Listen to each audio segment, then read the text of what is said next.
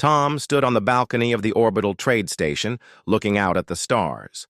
The black sky was full of slow-moving ships, their lights blinking like tiny fireflies in the dark.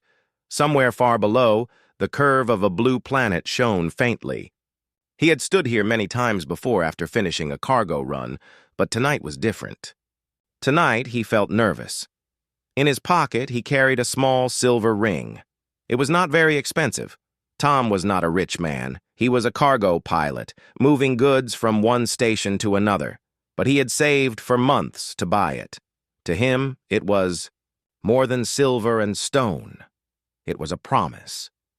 Mira stood beside him, leaning on the rail. The soft light from the station made her skin glow in a gentle way, and her eyes seemed to hold the reflection of the stars. She wore a simple dark coat, and her hair moved slightly in the light breeze from the air filters. She looked calm, but Tom could feel her warmth even in the quiet.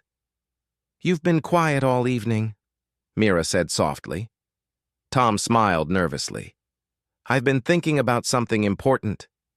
Her eyes turned to him, curious. "Important?" He took a deep breath. His hands felt warm and heavy, but he reached into his pocket and pulled out the ring. Mira's eyes widened slightly, but she stayed silent. "Mira," he said, his voice steady but filled with feeling, "since I met you here on this station, my life has changed. I was just moving from one job to another before, with nothing to look forward to except the next cargo delivery, but then you came along. You make every day feel worth something. And I want every day to be with you. Will you marry me?" For a moment, Mira just looked at him. Tom felt his heart beat faster, wondering if he had said the wrong thing. Then, slowly, a smile grew on her face, warm and bright. "Yes," she said. Tom felt his chest grow lighter, as if all the weight in the world had been lifted. "Yes," he repeated, almost in disbelief. "Yes," Mira said again, nodding. She held out her hand and Tom slid the ring onto her finger. It fit perfectly. She looked at it for a moment, then at him. Her smile was still there, but her eyes seemed thoughtful, Tom noticed. "What is it?" She hesitated, glancing away at the stars. "There is something you should know before we start our life together." Tom blinked. "Something bad?" "Not bad," Mira said quickly. "Just unusual." Tom chuckled nervously. "Unusual is fine. I'm a cargo pilot. Half my life is unusual." Mira's smile returned, but it was smaller now. "I come from far away, Tom. Farther than you can imagine. And my family, it is important where we come from. Important, but also complicated." Tom tilted his head. "Complicated how?" She shook her head lightly. "It's hard to explain. Here, I will tell you soon. For now, I just want this moment to be ours." Tom looked at her for a long moment. There was a part of him that wanted to ask more, to know everything right away.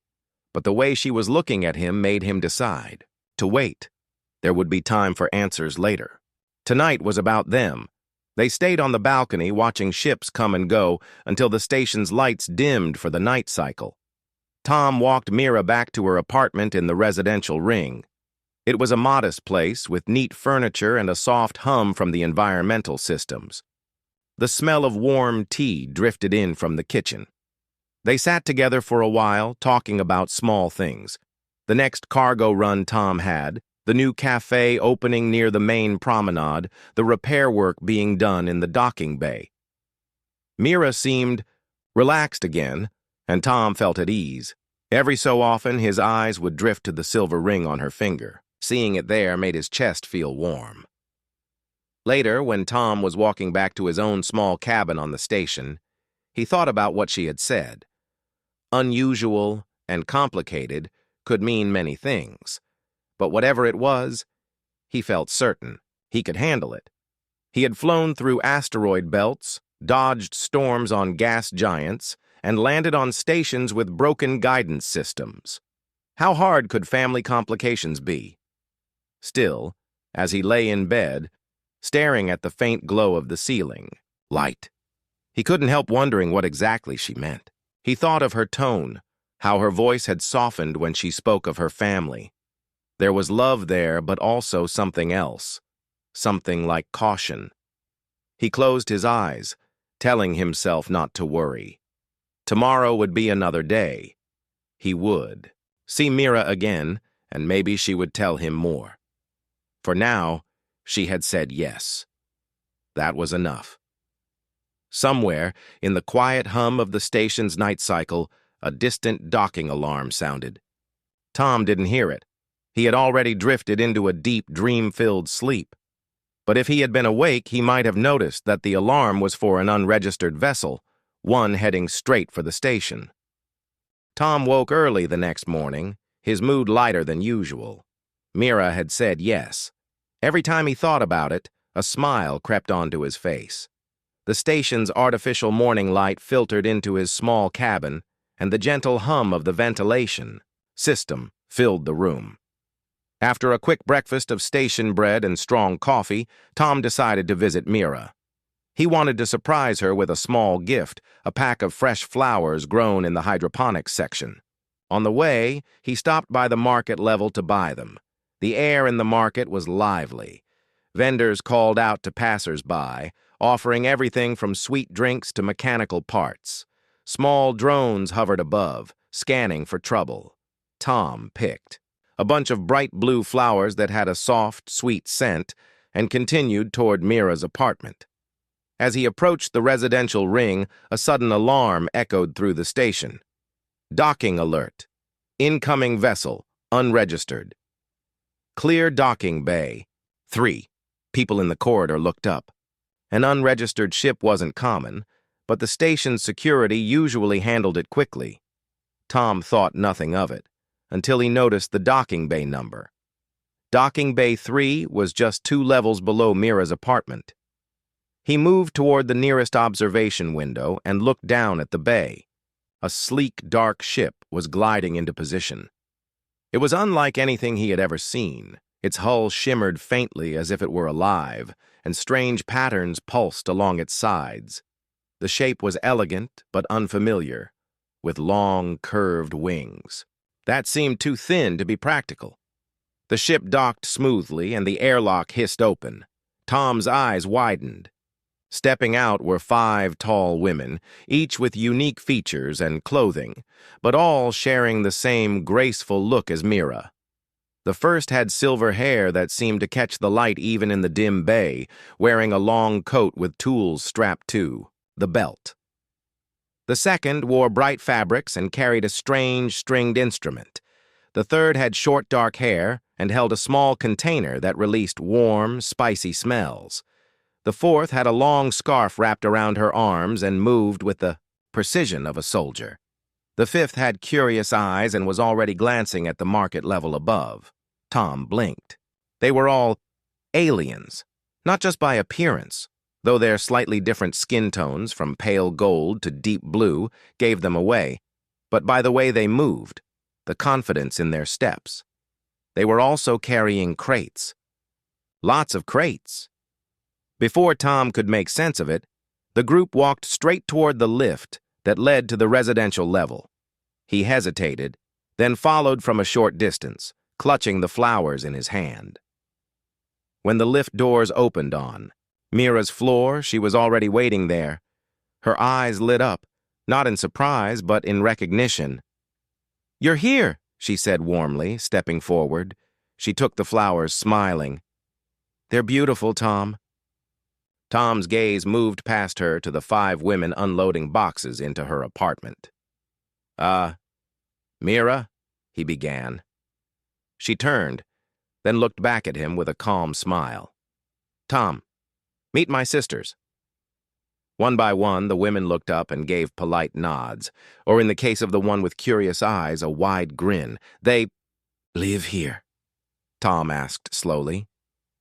"They do now," Mira said gently. "They've come a long way, and they'll be staying with us for a while." Tom stood there, flowers still in his hand, as another large crate was carried inside.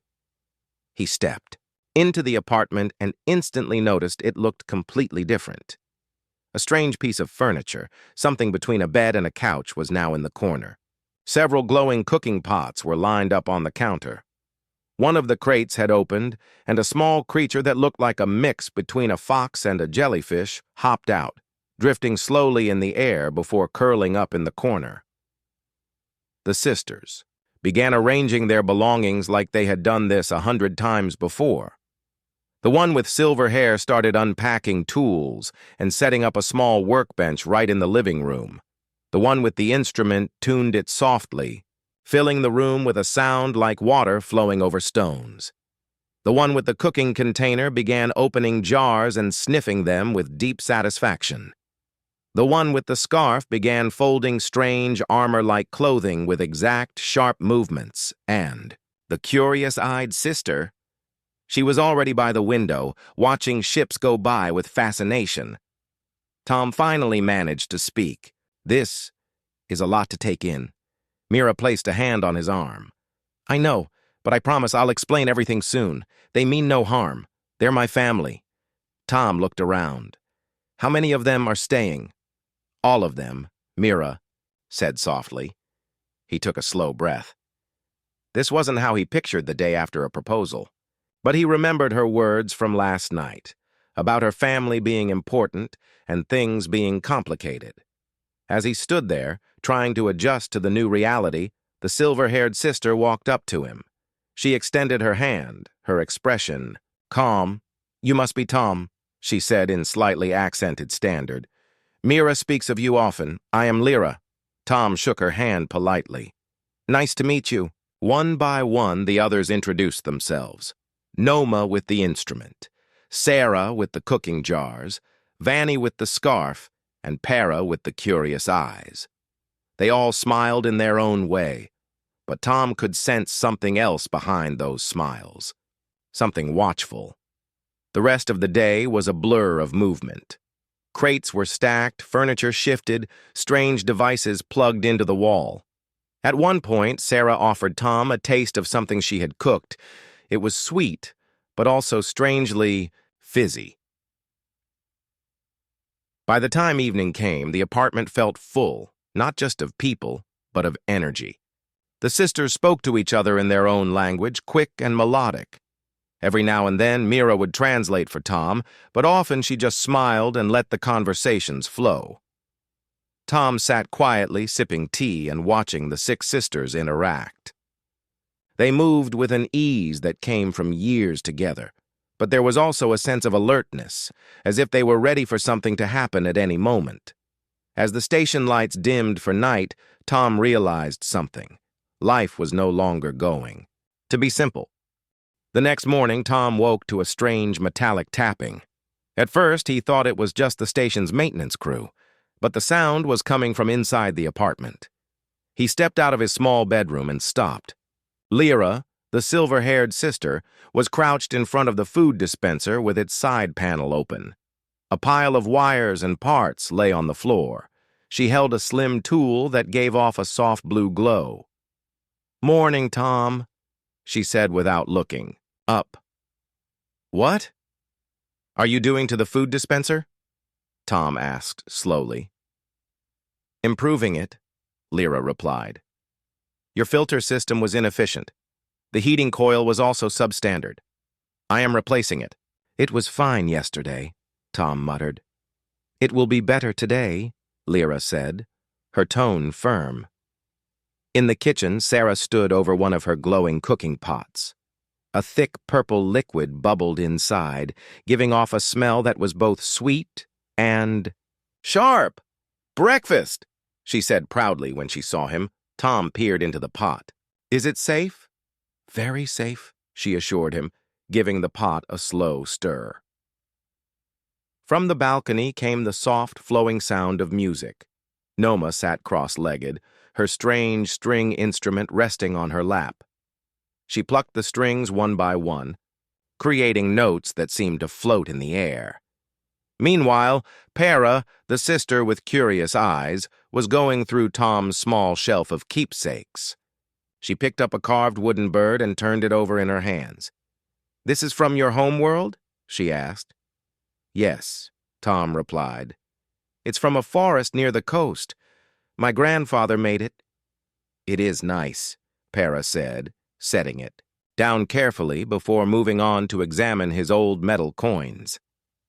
Vani, the scarf-wrapped sister, was the quietest of them all. She stood in the hallway, moving slowly through a series of stretches and controlled turns. Every few minutes she would shift into a sudden, sharp motion before returning to her slow, calm rhythm. Tom took in the scene and sighed quietly. He had imagined his life after the proposal would be peaceful, morning coffee with Mira, maybe talking about their plans. Instead, his living room was a workshop.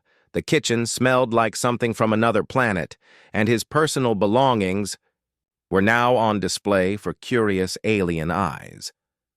Mira emerged from her room smiling when she saw him. "Good morning, Tom. How did you sleep?" "Fine," he said. "A little surprised to wake up to a repair shop in my kitchen, though." "They're just settling in," Mira said warmly. "It will take a little time for everyone to adjust." By mid-morning, the apartment had changed again. Lyra finished with the dispenser, which now produced steaming mugs of something that tasted like sweet tea, but fizzed like soda. Sarah had filled the table with plates, some with Mira's usual simple meals, others with her own glowing dishes. Para had rearranged Tom's shelf for better balance, and Noma's music had drawn a few curious neighbors to listen from the corridor. Vanny stayed near the front door, watching anyone who passed. Tom left for a short cargo job that afternoon. He needed the work, but part of him was also relieved to get a few hours of quiet. The delivery was simple, medical supplies to a nearby science platform, but he kept thinking about the apartment. What would it look like when he came back? When he returned, the kitchen was covered in white powder. Sarah explained that Para had convinced her to try human baking. The oven had worked, but the recipe had expanded in all directions. "New skill," Para said cheerfully, brushing flour off her hands. In the living room, Lyra was testing a small device that made the air smell faintly like a mix of flowers and clean metal. She claimed it was better for breathing. Tom found Mira on the balcony sipping tea.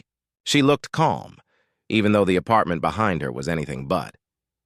"They're happy to be here," she said when he joined her. "I can tell," Tom said honestly.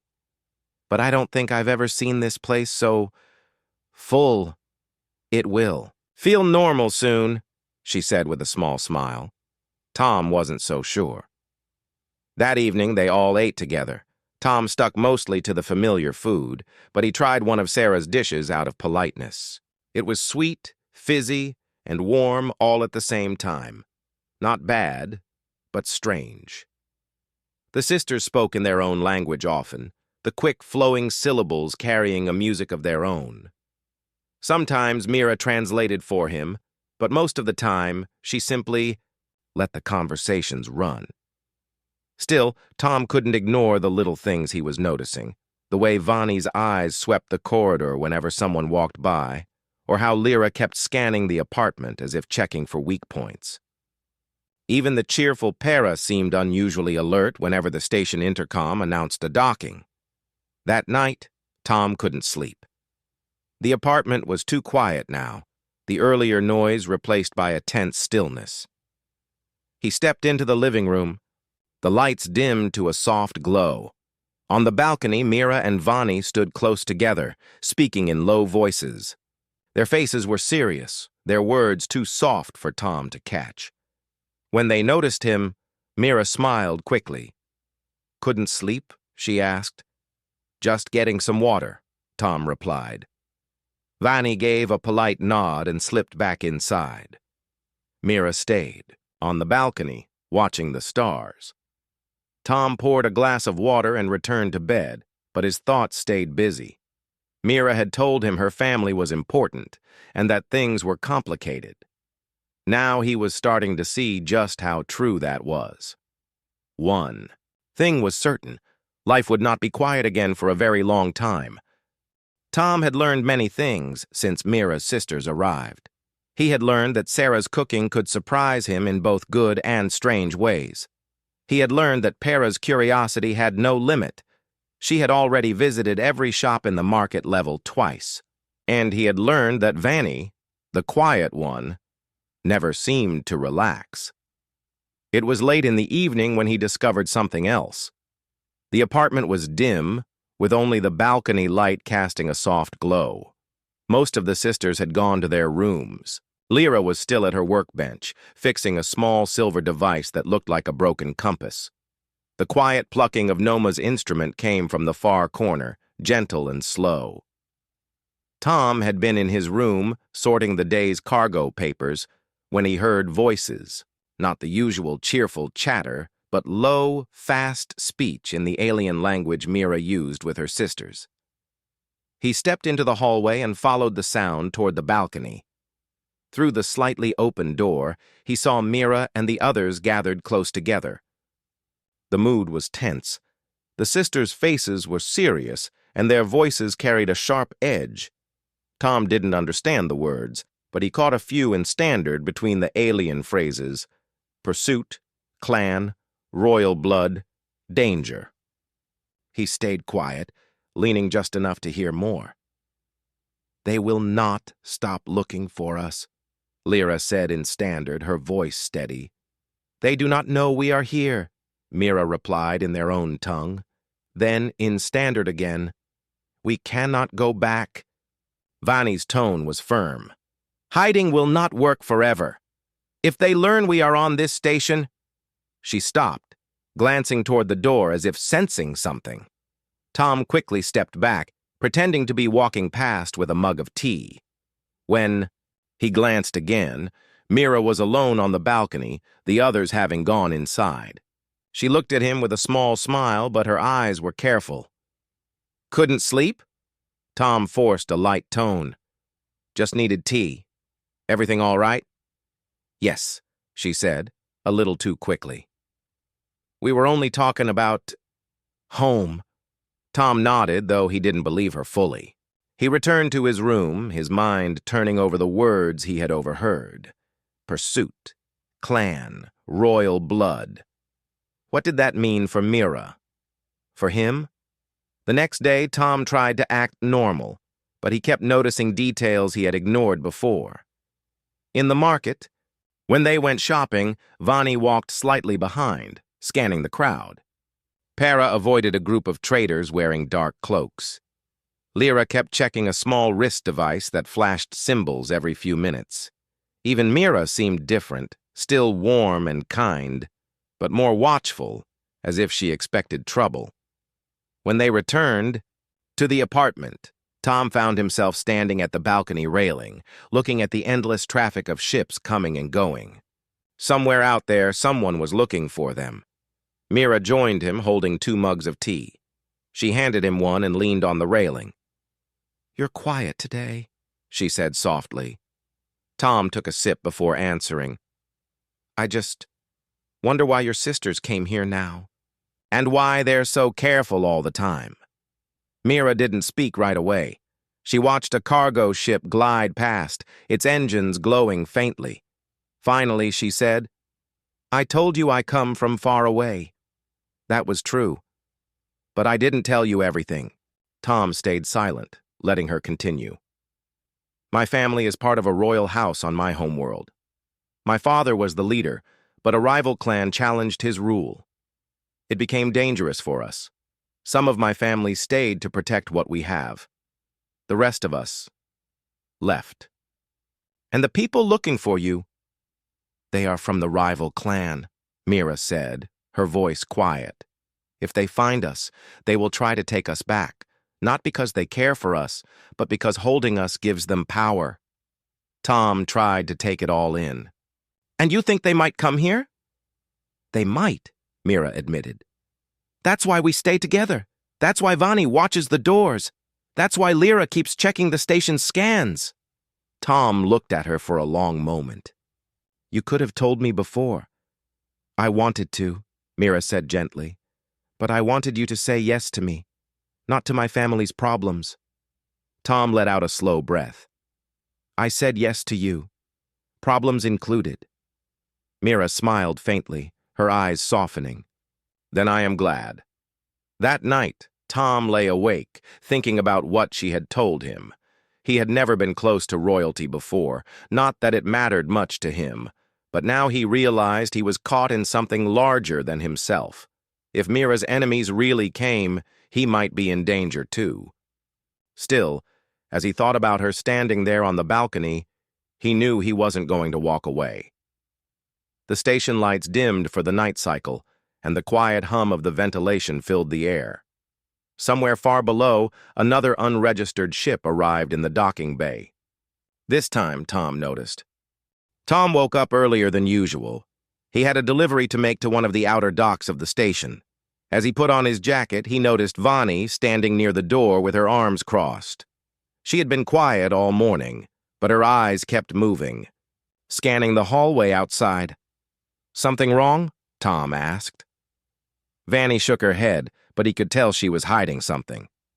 Just being careful, she said. The docks are not safe today. Tom sighed. The docks are never safe. That's why I don't linger there. Still, when he stepped into the hallway, Vani followed him. It was unusual. Normally, the sisters stayed in the apartment during his work hours. Now she was walking, behind him like a silent shadow. At the docking bay, Tom loaded the cargo into his small freighter. Vani didn't speak, but her eyes darted toward every person passing by. She even stopped once to check behind a stack of crates, as if expecting someone to be hiding there. Vani, you're making me nervous, Tom said as he sealed the hatch. Her voice was low. We saw something last night, a ship with markings of the rival clan. It was near the station but not registered with docking control. Tom froze. You're saying they're here? They're close, Vani replied. We don't know if they've come for Mira yet, but we don't take chances. The flight to the outer sector was uneventful, but Tom couldn't relax. Every time he checked the rear camera, he half expected to see an unknown vessel following. He delivered the cargo to a mining station orbiting a small asteroid. The client, a short man with heavy goggles, paid in full and left without a word. Normally, Tom would have stayed to chat or grab a quick meal at the canteen, but Vani urged him to head back immediately. When they re-entered the main trade lanes near the station, Vani pointed to the scanner. There, the same signal we saw before. A small dark ship was keeping pace far behind them. It didn't send any hails. It didn't overtake. It just followed. Tom clenched his jaw. I'm not leading them straight to our home. We'll take the long way. Back at the station, Tom and Vani docked in a different bay than usual. They unloaded quickly and slipped into the service corridors instead of the main passenger walkways. When they reached the apartment, Mira was waiting by the door with Lyra. Both looked tense. You saw them too? Mira asked before Tom could even speak. Vani nodded. They're patient, watching, waiting for an opening. Noma came out from the kitchen, her eyes wide. I checked the news feed. There's been an increase in thefts and small accidents near the outer docks. Cargo, containers going missing, doors malfunctioning, all within the last 2 days. That's not a coincidence, Lyra said, tapping her fingers against the wall. They're testing the station's systems, seeing how fast security reacts. The sisters decided on a plan. They would rotate. Guard shifts, not just for Mira, but for Tom, too. Vani and Lyra would accompany him during cargo runs. Sarah and Para would shadow him when he moved through the market or met with clients. Tom tried to protest. I can take care of myself. You don't need to. Mira cut him off. You're part of this family now.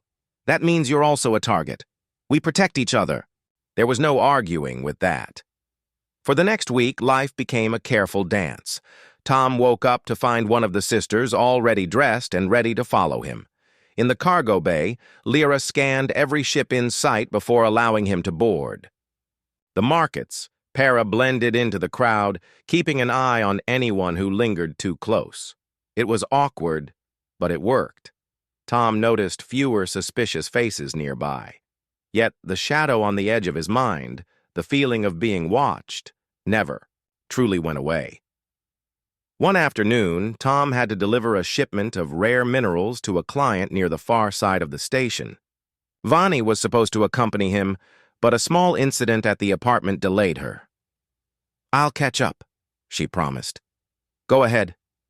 Tom didn't like the idea, but the delivery deadline was tight. He set off alone, keeping his eyes open. The corridors were busier than usual, filled with traders and station workers rushing between shifts. Halfway to the client's location, Tom noticed a man in a dark coat walking several steps behind him. At first, he thought it was nothing, just another traveler heading the same way. But when Tom changed direction toward a quieter passage, the man followed. Tom's heart rate rose. He ducked into a side alley between maintenance rooms. From there, he could see the man stop at the alley entrance, glance around, and then turn away. When Tom returned to the apartment that evening, the sisters were already talking in low voices. Mira turned to him immediately. "They're getting closer," she said. "Sarah spotted someone scanning our door when she came back from the market." "That's the same as what happened to me today," Tom said. "They're not just watching.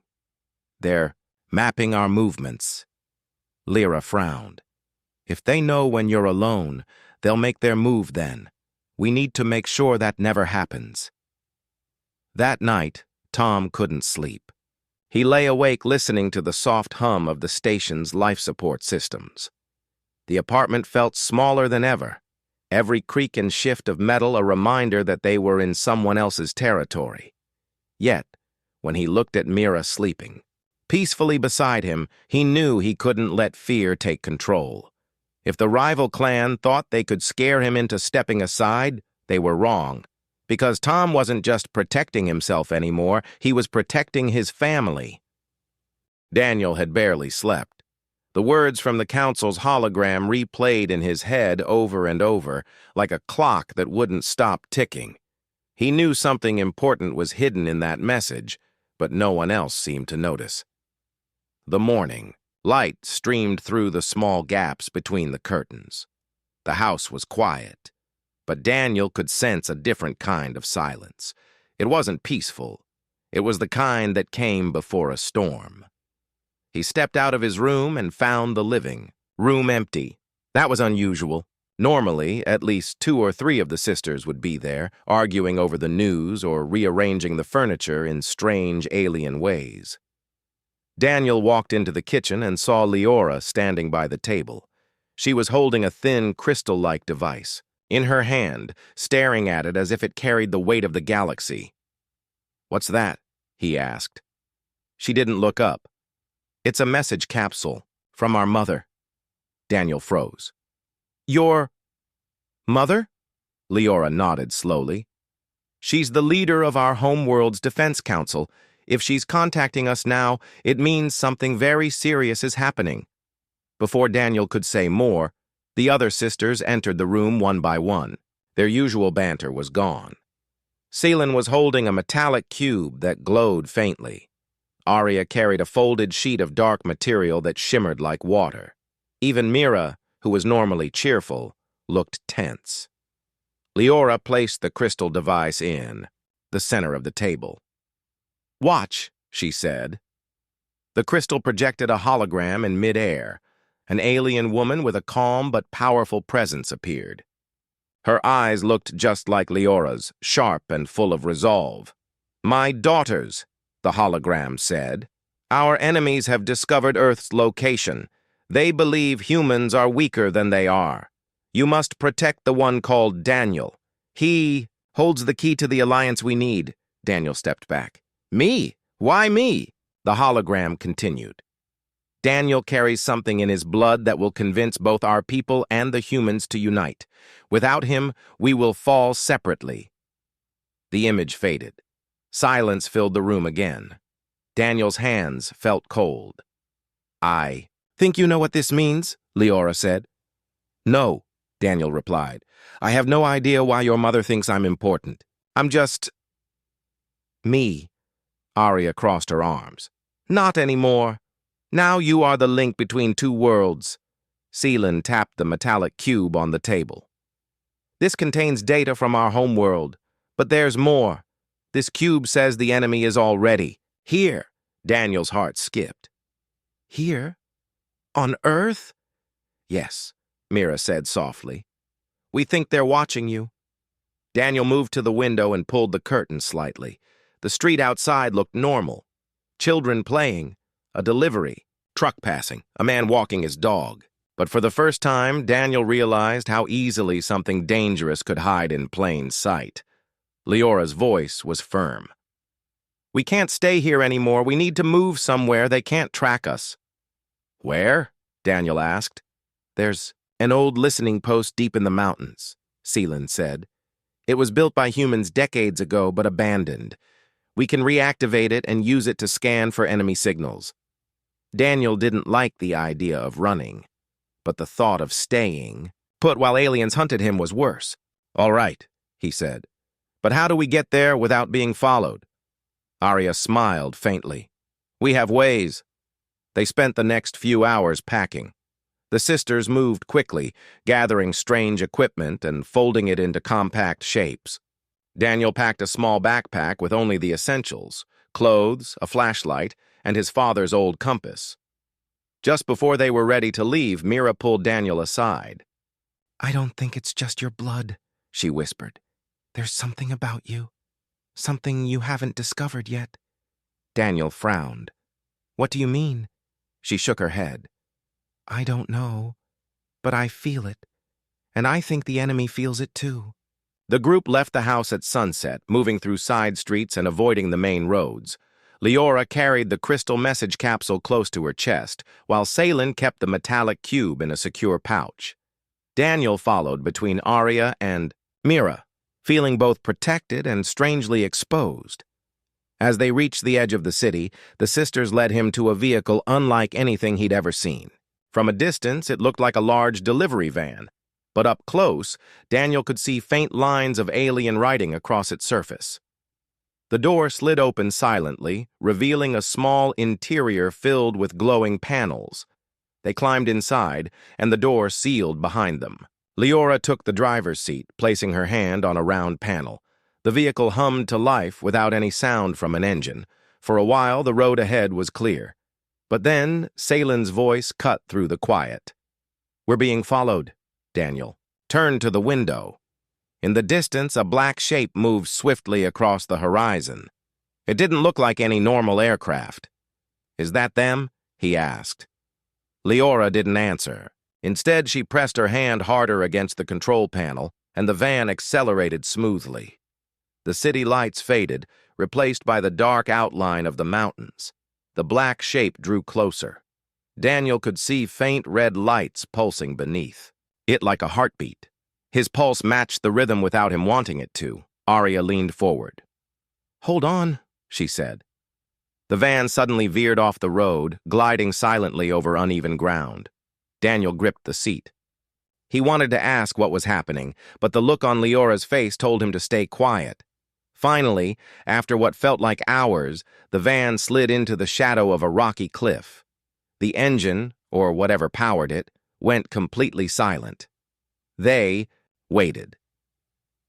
The black craft passed overhead, scanning the area with a thin beam of red light. Daniel held his breath, his hand instinctively gripping the compass in his pocket. The beam moved away, and the craft vanished into the distance. Leora exhaled.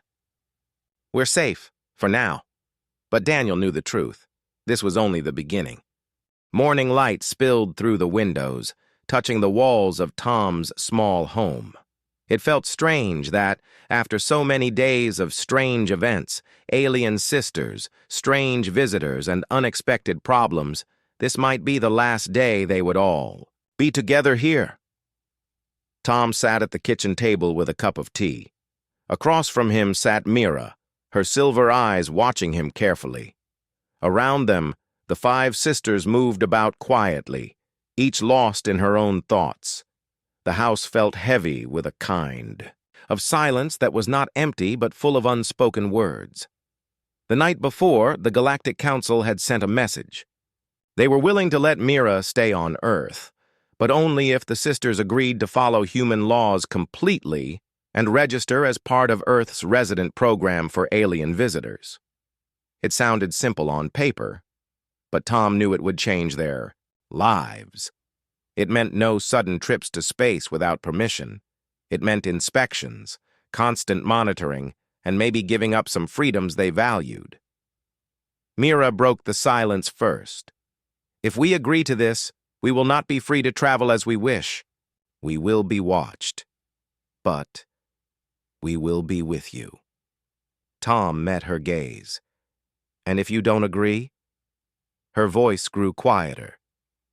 Then we must leave Earth, all of us. The weight of the choice hung over everyone. Sierra, the most restless of the sisters, spoke up. I don't like being told what to do, but I also don't like the thought of leaving you in this place. Lean, the youngest, was sitting near the window, watching a bird hop along the fence outside. I like Earth. It is strange and warm and full of little sounds. I don't want to go. Vera crossed her arms. This planet is not perfect, but it has something I have not seen anywhere else. People who care even when there is nothing to gain. That is rare. Tom listened, trying not to sway their decision but feeling his heart tighten. He had not expected to become this close to them. At first they had been visitors, odd guests in his life. Now they were family. Finally, Mira looked at each of her sisters. We must decide together. No matter what happens, we are one. They stood in a circle in the small living room, their hands touching. They spoke in their own language for several minutes, soft sounds that rose and fell like a song. Tom waited, unsure if he should hope or prepare for goodbye. Then Mira turned to him and gave a small smile. We will stay. We accept their conditions. Relief washed over Tom, so strong he had to take a deep breath. Then we'll face whatever comes together. That same afternoon, an Earth representative arrived to help with the official paperwork. It was long, boring, and full of details, but Tom stayed by Mira's side, making sure nothing was misunderstood. The sisters gave their information, answered questions, and signed the forms. When the representative left, Sierra gave a dramatic sigh. That was the longest conversation I've ever had about nothing exciting. Lean giggled. Now we are legal Earth people. That evening, the house felt different. Not lighter exactly, but more settled. The decision was made. They were staying. There would be rules, yes, and maybe trouble ahead. But they would face it together. Later, they all sat in the backyard, watching the sky turn orange and pink. Mira leaned close to Tom. Do you think they will really let us live quietly? Here? Tom shrugged. Quiet is not really what I expect with 6 of you around. Mira laughed, the sound warm and real. Then it is decided. Our new life begins. Above them, the first stars began to appear. Somewhere out there was the wide galaxy, full of dangers and wonders. But for now, their small corner of Earth was enough. And as night fell, Tom realized something important. It didn't matter that Mira and her sisters came from the stars. What mattered was that they had chosen to make Earth and him a part of their family. The galaxy could wait. Tonight, they were home.